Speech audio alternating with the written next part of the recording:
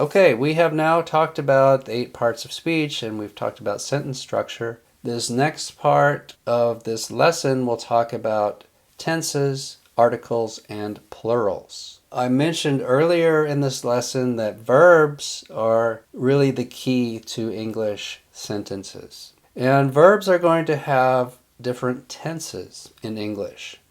We have the present tense, that's what's happening now. And we have the past tense.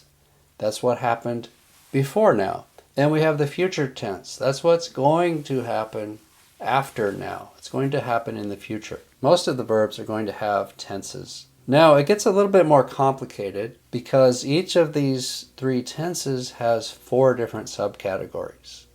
We have the simple, the progressive, the perfect, and the perfect progressive subcategories of tenses. So I'm going to show you a chart now. And this chart is going to have all 12 categories based on the verb write. The simple present tense is write. The simple past tense is wrote.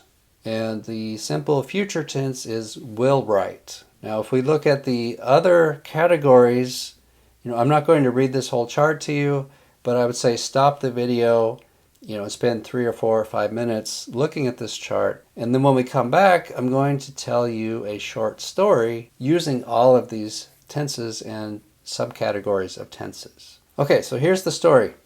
I write manuscripts as part of my job. I am writing a manuscript now. I have written half of it. I have been writing it for 2 weeks now. So those are the 4 subcategories of the present tense. Now let's look at 4 subcategories of the past tense.